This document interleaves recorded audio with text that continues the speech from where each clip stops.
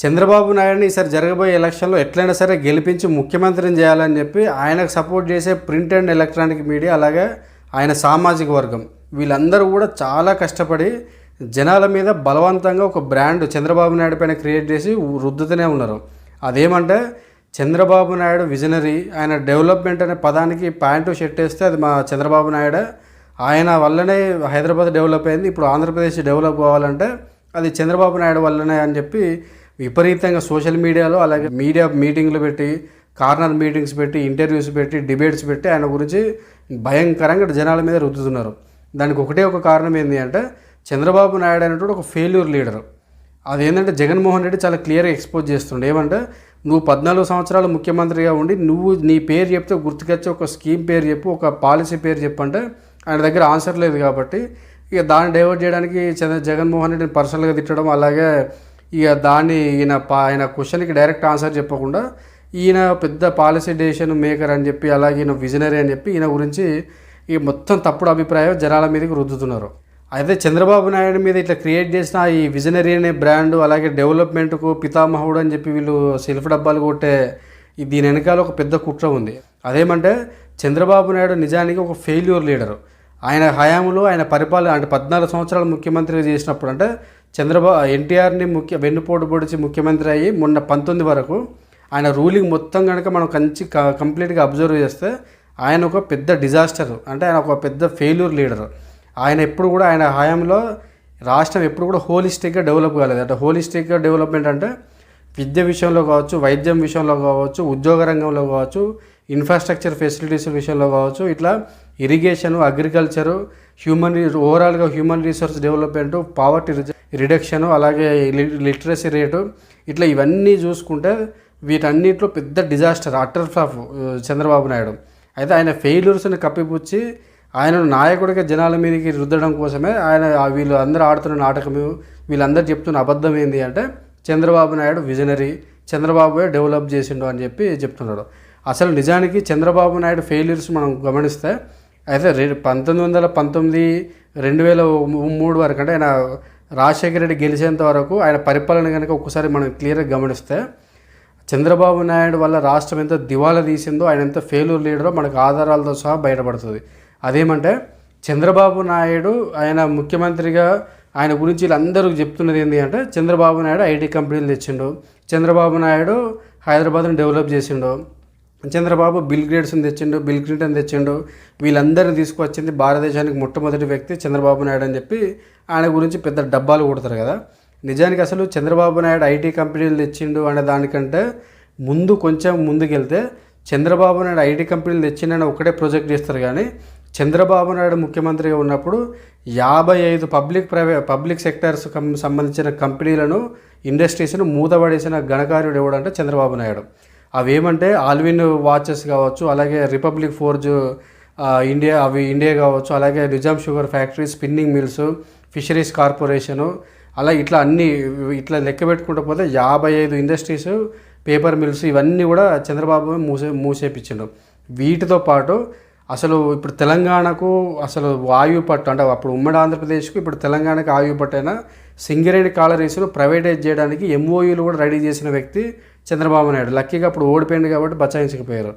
అలాగే ఆంధ్రప్రదేశ్ విద్యుత్ సంస్థ ఏదైతే ఉందో దాన్ని బాండ్ల మొత్తాన్ని అమ్మేసి ఆ సంస్థనే ప్రైవేటైజ్ చేయడానికి రంగం సిద్ధం చేసి ఒక ఇంటర్నేషనల్ కంపెనీతోటి ఎంఓయూలు కూడా రెడీ చేసిండు. అలాగే ఏపీఎస్ఆర్టీసీని ప్రైవేటైజ్ చేయడానికి రెడీ అయ్యిండు. ఇట్లా ఈ రకంగా అసలు ఈయన ప్రైవేటైజ్ చేసి అంటే ఈ కంపెనీలు మొత్తాన్ని బయట అమ్మేసి ప్రైవేట్ కంపెనీలకు ఈ బాండ్లను మొత్తాన్ని అమ్మేసి ఆ డబ్బులతోటే రాష్ట్రాన్ని ఇట్లా జీతాలు ఇచ్చే పరిస్థితిలో ఉన్నాడు ఆయన. ఈ రకంగా ఆయన అసలు హైదరాబాద్లో ఉన్న కంపెనీలు మొత్తాన్ని బంద్ చేయించి ఆయన ఏం చెప్తాడంటే నేను ఐటీ కంపెనీలు తెచ్చినా అంటాడు. ఈ ఐటీ కంపెనీల వెనకాల కూడా ఒక పెద్ద కుట్ర ఉన్నది. ఈ ఐటీ కంపెనీల ముసుగులో ఆయన చేసిన బిగ్గెస్ట్ ఒక సామాజిక ద్రోహం ఉన్నది.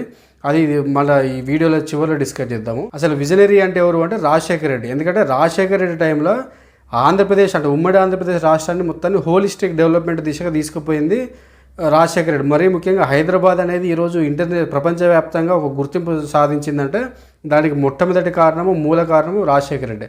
ఎందుకంటే ఒక ఐటీ కంపెనీల వల్ల కాదు హైదరాబాద్కి పేరు వచ్చింది. హైదరాబాద్ డెవలప్మెంట్కి ముఖ్యమైన కారణము ఆయన ఇన్ఫ్రాస్ట్రక్చర్ పరంగా డెవలప్ చేయడము, దానికి వాటర్ స్కేర్సిటీని అధిగమించడము, ఔటర్ రింగ్ రోడ్డు, ఇంటర్నేషనల్ ఎయిర్పోర్ట్తో పాటు కృష్ణా గోదావరి జలాల్ని హైదరాబాద్కి తీసుకురావడం వల్లనే హైదరాబాద్ అనేది హోలిస్టిక్ డెవలప్మెంట్ మొదలైంది. ఇక దాంతోపాటు ఏంటి అంటే చంద్రబాబు నాయుడు ఏం చెప్తారు, హైదరాబాద్లో నేను ఫ్లైఓవర్ కట్టినట్టు. ఆయన కట్టింది ఏంటి అంటే ఆ తెలుగుతల్లి ఫ్లైఓవర్, అక్కడ దానికి కనెక్టెడ్గా ఆ బషీర్బాగ్ ఫ్లైఓవర్, ఆయన హయాంలో మొత్తం కలిపి ఒక 5 ఫ్లైఓవర్లు కట్టిండు ఆయన. కానీ రాజశేఖర రెడ్డి టైంలో 14 ఫ్లైఓవర్లు కట్టారు. ఫ్లైఓవర్లలో ముఖ్యమైనది ఏంటి అంటే పీవీ ఎక్స్ప్రెస్ హైవే, అది 11 కిలోమీటర్ల చిల్లర. అంటే ఆ మెహదీపట్నం నుంచి ఇంటర్నేషనల్ ఎయిర్పోర్ట్ శంషాబాద్ ఆ ఇంటర్నేషనల్ ఎయిర్పోర్ట్ రూట్ కనెక్ట్ చేసేంత వరకు అంత పెద్ద ఫ్లైఓవర్ కట్టారు. అది ఏషియాలో నెంబర్ 2 అది, అంటే లాంగెస్ట్ దాంట్లో. దాంతోపాటు ఆయన ఔటర్ రింగ్ రోడ్తో పాటు ఇన్నర్ రింగ్ రోడ్ కూడా కనెక్ట్ చేసి, అంటే గచ్చిబౌలి నుంచి 4 లైన్ రోడ్డు మెహదీపట్నం దాకా తీసుకొచ్చి మెహదీపట్నం నుంచి సాగర్ రింగ్ రోడ్ వరకు, అంటే ఎల్బీ నగర్ దాకా ఇన్నర్ రింగ్ రోడ్, అంటే ఈ చాంద్రాయణగుట్ట ఈ ఏరియా నుంచి ఇన్నర్ రింగ్ రోడ్ తీసుకొచ్చింది ఎవరు అంటే రాజశేఖర రెడ్డి. దానివల్ల చాలామంది ఇటు శ్రీశైలం హైవేకు, శంషాబాద్, షాద్నగర్, అలాగే ఈ బెంగళూరు హైవేకి, ఇట్లా విజయవాడ హైవే వరకు, అంటే ఎల్బీ నగర్ వరకు ఇన్నర్ రింగ్ రోడ్ కనెక్ట్ చేసిన వ్యక్తి ఎవరు అంటే రాజశేఖర రెడ్డి. ఇంకా విద్యాపరంగా రాజశేఖర రెడ్డి తెచ్చింది విప్లవాత్మక మార్పులు. ఎందుకంటే ఆయన ప్రైమరీ ఎడ్యుకేషన్ నుంచి మొదలుపెట్టి యూనివర్సిటీ లెవెల్ వరకు, టెక్నికల్ ఎడ్యుకేషన్ వరకు ఆయన ఎడ్యుకేషన్లో ఫీజు రింబర్స్మెంట్తో పాటు తెలంగాణలో అయితే ప్రతి జిల్లాకు ఒక యూనివర్సిటీ పెట్టింది రాజశేఖర రెడ్డి. అలాగే ట్రిపుల్ ఐటీ కావచ్చు, ట్రిపుల్ ఐటీ బాసర కావచ్చు, ఐఐటి హైదరాబాద్ కావచ్చు, ఇట్లా ట్రిపుల్ ఐటీ గచ్చిబౌలి కావచ్చు, రాజేంద్ర నగర్ టీసీ కావచ్చు, ఇట్లా చాలా వరకు అన్నీ కూడా రాజశేఖర రెడ్డి టైంలో ఇనిషియేట్ చేసిన ప్రోగ్రామ్సే. ఇవన్నీ ఆయన తీసుకొని వస్తే చంద్రబాబు నాయుడు టైంలో ఎడ్యుకేషన్ మొత్తాన్ని ప్రైవేటైజ్ చేసిండు.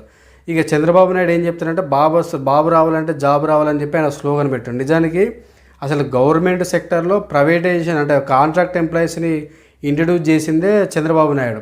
చంద్రబాబు నాయుడు టైంలో ప్రభుత్వ ఉద్యోగులు జీతాలు తీసుకొని సోమరిపోతులాగా పనిచేస్తలేరు, ప్రభుత్వానికి చాలా బర్డెన్ అవుతుంది, ఆదాయంగా చాలా బరువు అవుతుంది ప్రభుత్వానికి అని చెప్పి ఆయన ఏం చేశానంటే ప్రైవేటైజేషన్, అంటే గవర్నమెంట్ ఎంప్లాయీస్ బదులు ఆయన కాంట్రాక్ట్ అవుట్సోర్సింగ్ తీసుకొచ్చి నిరుద్యోగ శాతాన్ని పెంచిన గొప్ప వ్యక్తి ఎవరు అంటే చంద్రబాబు నాయుడు. అసలు ఇలాంటి వ్యక్తి ఈ డెవలప్మెంట్కు మారిపోయారు, పితామహుడు, విజనరీ అని చెప్తాడు. ఆయన చేసిన విజనరీ ఏం లేదు, కంపెనీలు మూసేసిండు. గవర్నమెంట్ స్కూల్ అయితే 3000 స్కూల్లో మూపించిన గొప్ప వ్యక్తి చంద్రబాబు నాయుడు. ఇటు విద్య విషయంలో ఆయన అసలు పేద ప్రజలు ఇంజనీరింగ్, మెడిసిన్, ఎంబీఏ వీటన్నిటికీ అందుబాటులోకి తీసుకొచ్చింది రాజశేఖర రెడ్డి. ఫీజు రీయింబర్స్మెంట్తో పాటు ఆయన ఐఐటీస్, యూనివర్సిటీస్ కూడా తీసుకొచ్చిండు. అలాగే చంద్రబాబు నాయుడు ప్రైవేటైజ్ చేస్తే ఆయన మొత్తాన్ని గవర్నమెంట్ సెక్టర్ని పరిపుష్టం చేసింది రాజశేఖర రెడ్డి. ఇక హైదరాబాద్లో మొత్తం ఇన్ఫ్రాస్ట్రక్చర్ అంతా డెవలప్ చేసింది. గచ్చిబౌలి ఏరియా కావచ్చు, ఇప్పుడున్న గచ్చిబౌలి ఏరియా కావచ్చు, అట్లా ఔటర్ రింగ్ మణికొండ కావచ్చు, ఏరియా అంతా డెవలప్ చేసింది రాజశేఖర రెడ్డి టైంలోనే. ఔటర్ రింగ్ రోడ్ వల్ల ఇప్పటికీ హైదరాబాద్ అనేది ఇంకా ఎక్స్టెండ్ అయితేనే ఉన్నది. ఇక అసలు విషయానికి ఏంటి అంటే చంద్రబాబు నాయుడు నేను ఐటీ కంపెనీలు తెచ్చిన, ఐటీ కంపెనీలు నా వల్లనే వచ్చిందని చెప్పి పెద్ద డబ్బా కొడతాడు. దాని వెనుకాల పెద్ద స్కామ్ ఉంది. అది సరే, భారతదేశానికి ఐటీ కంపెనీలు రావడానికి కారణం రాజీవ్ గాంధీ అని చెప్పి అందరికీ తెలుసు. అలాగే భారతదేశంలో కాంగ్రెస్ టైంలోనే బెంగళూరుకి ఎస్ఎం కృష్ణ ముఖ్యమంత్రిగా ఉన్నప్పుడు బెంగళూరుకి ఐటీ కంపెనీస్ హైదరాబాద్ కంటే అత్యధిక స్థాయిలో అక్కడికి తరలిపోయినాయి. దాని తర్వాత నెక్స్ట్ సౌత్ ఇండియాలో ముఖ్యంగా హైదరాబాద్కి వచ్చినాయి. దానికి కేసీఆరే చెప్పిండు, ఐటీ కంపెనీస్కి పునాదిరాయి చేసింది ఎవరు, చంద్రబాబు నాయుడు పాత్ర ఏందనేది ఆయన క్లియర్గా చెప్పిండు. దాని గురించి మళ్ళీ డీటెయిల్స్ అవసరం లేదు.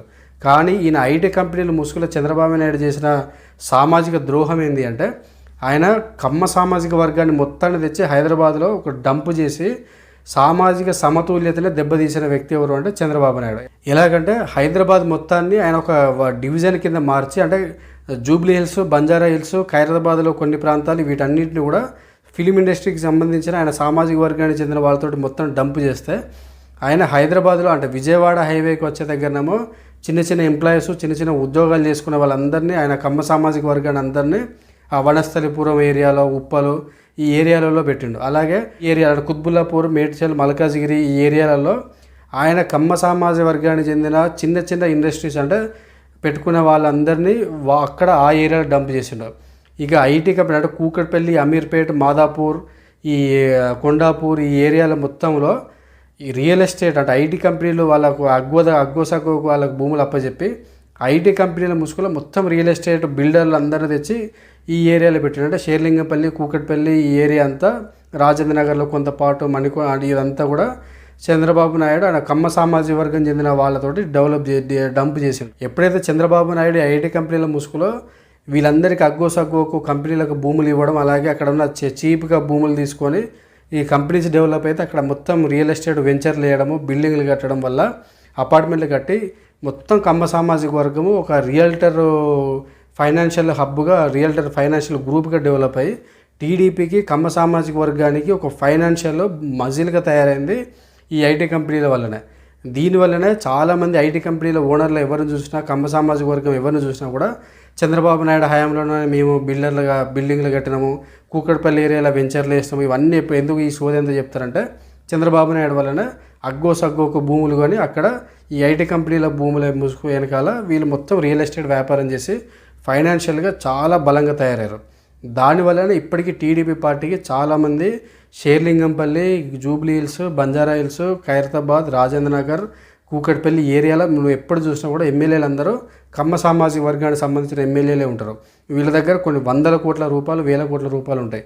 అందుకనే చంద్రబాబు నాయుడు పార్టీకి మీడియా హబ్బులు కావచ్చు, తర్వాత వీళ్ళ మీడియా ఛానళ్ళు కావచ్చు, ఇవన్నీ కూడా వీళ్ళ కమ్మ సామాజిక వర్గం చెందిన ఏరియాలోనే లొకేట్ అయి ఉంటుంది. వాళ్ళందరూ కూడా కమ్ములు ఎందుకు అయ్యారంటే, మీడియా అధిపతులు అయ్యారంటే ఈ రియల్ ఎస్టేట్ నుంచి వచ్చిన డబ్బంతా మీడియాలో డంప్ చేసి పార్టీకి ఒక మజిల్ పవర్ తయారు చేసుకున్నారు, ఫైనాన్షియల్ మజిల్ పవర్. ఈ రకంగా చంద్రబాబు నాయుడు ఐటీ కంపెనీల ముసుగుతోటి ఆయన కమ్మ సామాజిక వర్గం మొత్తాన్ని ఒక ఫైనాన్షియల్ మజిల్ పవర్గా తయారు చేసి ఇప్పటికీ జనాలకు ఆయన కమ్మ సామాజిక వర్గానికి చెందిన, అంటే ఆయన హయాంలో డెవలప్మెంట్ అయ్యింది ఎవరు అంటే కమ్మ సామాజిక వర్గం తప్ప ఎవరు కాలేదు.